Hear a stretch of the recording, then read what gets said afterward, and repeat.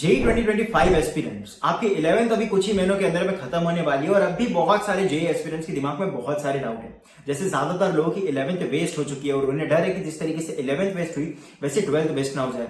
जो बैकलॉग बन चुके हैं उसे हम किस तरीके से क्लियर करेंगे, वो कौन से ऐसे इंपॉर्टेंट चैप्टर्स होने चाहिए जो हमें 12th में जाने से पहले ही 11th के अंदर में उसे कंप्लीट करते हुए जाना है। एक कंप्लीट रोड मैप क्या होना चाहिए फॉर जेई 2025 एस्पिरेंट्स कि अभी हमारा जितना भी समय बचा है उसके अंदर में हम अपना बेस्ट देकर अपना बेस्ट रिजल्ट ला पाए। जो लोग 4 साल 3 साल से अपने जेई की प्रिपरेशन कर रहे हैं, हम उन लोगों से कॉम्पीट करके कैसे अभी भी अंडर 500 रैंक ला सकते हैं in JEE advance. The first topic is आपको 80-20 रूल फॉलो करना है। मतलब कुछ ऐसे इंपॉर्टेंट चैप्टर्स होते हैं जिसमें से बहुत हाई वेटेज से जेई मेंस में क्वेश्चन पूछे जाते हैं। अगर आपको वो सारे इंपॉर्टेंट चैप्टर्स पता हो तो आप अकॉर्डिंगली उसी सीक्वेंस के अंदर में अपने सारे चैप्टर्स को, सारे बैकलॉग्स को क्लियर कर सकते हो और उसी की लिस्ट मैं आपको इस वीडियो के अंदर में प्रोवाइड कर दूंगा। आप नीचे डिस्क्रिप्शन में जाकर वो पूरी पीडीएफ डाउनलोड कर सकते हो। उसके अंदर में ना सिर्फ मैंने इंपॉर्टेंट चैप्टर्स की लिस्ट प्रोवाइड कराई है, लेकिन उसी स्पेसिफिक चैप्टर से आपको टॉपिक वाइज बता रखा है कि कौन से ईयर में कितने क्वेश्चन आ रखे थे। लास्ट 5 इयर्स के आपको मैंने नंबर ऑफ क्वेश्चंस दे रखे कि उस चैप्टर से, स्पेसिफिक टॉपिक से कितने क्वेश्चन आ रखे थे। उसी डिस्क्रिप्शन में आपको एक प्रॉपर टेबल मिलेगा जिसके आपको प्रिंट आउट निकाल कर रखनी है और जिसके अंदर में आपको मार्क करते चलना है कि ये टॉपिक्स मैंने क्लियर कर दिए। ये जो भी इंपॉर्टेंट चैप्टर्स की लिस्ट मैंने प्रोवाइड कराई है, इसमें से आपको आइडेंटिफाई करना है कि 11th के कितने चैप्टर है और जो भी चैप्टर्स उस इंपॉर्टेंट चैप्टर्स की लिस्ट में से 11th के चैप्टर होंगे उसे आपको अपनी 12th स्टार्ट होने से पहले 11th के अंदर में कंप्लीट करना है। वो कभी भी बैकलॉग के अंदर में नहीं होने चाहिए क्योंकि ये सारे हाई वेटेज चैप्टर्स है। इसमें से आपको बहुत ज्यादा नंबर ऑफ क्वेश्चंस मेंस के अंदर में दिख रहे होंगे। पहले मैं आपको फिजिक्स के कुछ इंपॉर्टेंट चैप्टर्स बता देता हूं। So the first is alternating current, atomic physics, capacitance, centre of mass, current electricity, जो फर्दर डिवाइड किया गया है 5 पार्ट्स के अंदर में, 5 टॉपिक के अंदर में। उसके बाद आता है dual nature of matter, electromagnetic induction, electrostatics, gravitation, KTG, law of motion, magnetic effect of current, mathematics in physics, motion in 1 dimension, nuclear physics, oscillation, ray optics, rotational motion, semiconductor, thermal properties of matter, thermodynamics, unit and dimension, wave optics and work power energy. इसमें से आपको सबसे पहले ये identify करना है कि 11th के कितने चैप्टर्स हैं और जितने भी चैप्टर्स आपको 11th के दिखते हैं जो इस मोस्ट इंपॉर्टेंट चैप्टर्स के लिस्ट में, इसको आपको 12 स्टार्ट होने से पहले कंप्लीट कर देना है अगर ये चैप्टर्स आपके बैकलॉग में तो। वेल बिफोर दिस, इन सारे चैप्टर्स को क्लियर करने के लिए आपको किसी भी एक स्पेसिफिक प्लेटफॉर्म से जुड़े रहना बहुत ज्यादा जरूरी है। And PW is coming with their limited time Christmas offer for our GATE batches. Let's see some of the core features of the batches. Lecture planner and test planner and topic wise practice sheet will be provided. MCQs, MSQs and NATs type of question aligned with the GATE pattern. Live discussion for the practice sheet and PYQ in quiz format with video solution. The doubt engine plus regular test series will be conducted. Live lecture by the best faculty of India from Monday to Sunday. Let me introduce batches here. Parakram GATE 2025 for computer science and DA जिसका discounted price is सिर्फ 7,999. Parakram ESC plus GATE plus PSU 2025 for all branches जिसका discounted price है 11,999. श्रेष्ठ GATE 2026 plus PSU plus placement preparation batch C for computer science जिसका discounted price है 15,999. श्रेष्ठ ESC plus GATE plus PSU 2026 batch B जिसका discounted price है 15,999. पराक्रम GATE 2025 batch जिसका डिस्काउंटेड प्राइस है 5,999. GATE 2024 टेस्ट सीरीज जिसमें 95 प्लस टेस्ट अवेलेबल है जिसका डिस्काउंटेड प्राइस है सिर्फ 500 rupees. Also PW is giving GATE खजाना with 2025 and 26 batches at just rupees 1,999 in which you will get recorded lectures by India's best faculty on PW app. DPP solution will be provided in bilingual. और इन सारे batches को खरीदने के लिए आप मेरा coupon code use कर सकते हो जो आपको स्क्रीन पे दिख रहा है. Each batch has its own set of book which you can purchase by using link in the description. Make sure to check it out. The link is in the description. Point number 2. बहुत सारे लोगों का doubt मुझे comment section में ये दिखा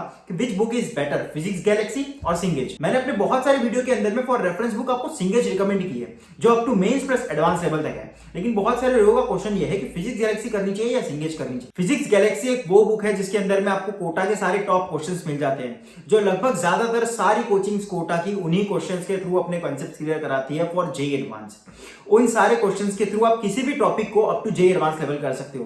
लेकिन physics और सिंगेज के बीच में यह फर्क है जहां आप सिंगेज के थ्रू एक स्ट्रक्चर्ड वे में up to mains plus advance level prepare कर सकते हो जहां आपको सारे वैरायटीज के क्वेश्चंस मिल जाएंगे और एक बहुत अच्छी लेवल भी मिल जाएगी अप टू जेई एडवांस. वहीं फिजिक्स गैलेक्सी के अंदर में आपको सारे टॉपिक्स के ऊपर में क्वेश्चंस नहीं मिलेंगे.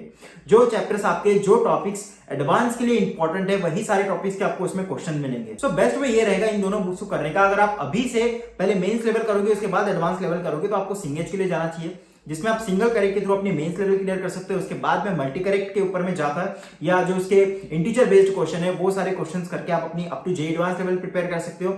उसके बाद आपको जे एडवांस के सारे इंपॉर्टेंट चैप्टर्स की लिस्ट निकालनी पड़ेगी और टॉपिक वाइज जो जो चैप्टर को आपको up to J advance level complete करना है उन सारे चैप्टर्स को आपको फिजिक्स गैलेक्सी के थ्रू कंप्लीट करना पड़ेगा। और ये दोनों जो रिसोर्स अभी मैंने मेंशन किया, अगर आपको इसकी फ्री पीडीएफ चाहिए so you can join my Telegram channel, जिसकी लिंक आपको नीचे पिन कमेंट में या डिस्क्रिप्शन बॉक्स में मिल जाएगी। वेल, इस वीडियो के अंदर में जे 2025 एस्पिरेंट्स के सारे बेसिक डाउट्स क्लियर करेंगे जो मुझे मोस्ट फ्रीक्वेंटली क्वेश्चन पूछे जाते हैं कमेंट सेक्शन के अंदर में। लेकिन जो एक स्पेसिफिक एक पर्टिकुलर जे 2025 के रोड मैप की जो वीडियो आएगी वो न्यू ईयर के दिन आएगी, जिसके अंदर में 11th ऑफिशियल एंड का एक वीडियो लाऊंगा, जिसके अंदर में मैं आपको प्रॉपर स्ट्रेटेजी बताऊंगा कि 12th के अंदर में कौन सी चीजों का ध्यान रखना है जिससे आपकी 12th वेस्ट ना हो रही हो जिस तरीके से आपने 11th वेस्ट की थी। So stay tuned for this video. Now topic number 3, जो हमारी पूरी 11th वेस्ट हो चुकी है, जो बहुत सारे टॉपिक्स अभी भी चैप्टर्स हमारे बैकलॉग के अंदर में, उसका क्या उस बैकलॉग के साथ भी हम अपने 12th में बेटर परफॉर्म करके अंडर 500 रैंक ला सकते हैं या नहीं। ये डाउट भी बहुत सारे एस्पिरेंट को है। वेल, इस बैकलॉग के साथ अंडर 500 रैंक लाना तो पॉसिबल नहीं है, लेकिन विद टाइम अगर हम इस सारे बैकलॉग को क्लियर करते जाए और जो हमारी आने वाली 12th है अगर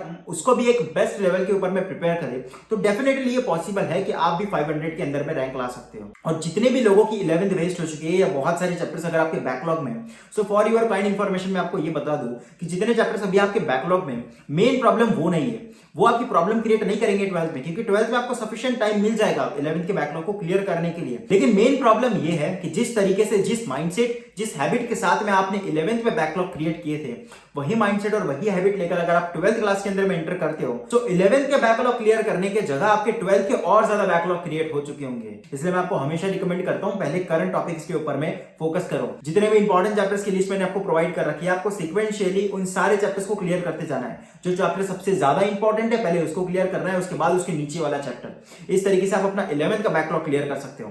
देखो, एक्स्ट्रा टाइम निकालकर, अपने शेड्यूल में से एक्स्ट्रा टाइम निकालकर बैकलॉग क्लियर करने का ट्राई मत करना, क्योंकि अगर आप 8 घंटे पढ़ रहे हो तो अपनी स्टडी टाइम में 2 घंटे प्लस करो और फिर बैकलॉग क्लियर करो। लेकिन 8 घंटे में टाइम मैनेज करके बैकलॉग क्लियर करने का ट्राई बिल्कुल नहीं करना है, क्योंकि इसके चक्कर में होगा ये कि आप बैकलॉग के 3 चैप्टर क्लियर करने के ट्राई करोगे और वही जो आपका करंट सिलेबस चल रहा है उसके 4 चैप्टर और ज्यादा बैकलॉग में बन जाएंगे। तो पहले फोकस करना है आपको करंट चैप्टर्स के ऊपर। जो भी आपके लाइव लेक्चर्स चल रहे हैं उसी को अटेंड करना है। रिकॉर्डेड लेक्चर्स बिल्कुल नहीं देखना है। इससे होता ही है कि आप सोचते हो इस लेक्चर को मैं कल भी देख लूंगा, और ऐसा करते करते ही आपके बैकलॉग क्रिएट होते हैं। प्रॉपर आपको लेक्चर्स देखने, आपको नोट्स रिवाइज करने हैं, जितने भी इलस्ट्रेशन क्वेश्चन सॉल्व करके रखे दिए लेक्चर में उसकी प्रैक्टिस करनी है, आपको रेफरेंस बुक या मॉड्यूल सॉल्व करने हैं। और जब आप ये सारी चीजें कर लोगे और जब आपके पास में एक्स्ट्रा टाइम बचेगा तब आप अपने बैकलॉग क्लियर कर सकते हो। Now the fourth point is reference book करें या मॉड्यूल करें और हाउ टू सॉल्व सिंगेज। देखो, मॉड्यूल और सिंगेज के बीच में फर्क ये है कि सिंगेज एक रेफरेंस बुक है और रेफरेंस बुक को कभी भी पर्टिकुलर एग्जाम को ध्यान में रखकर नहीं बनाया जाता।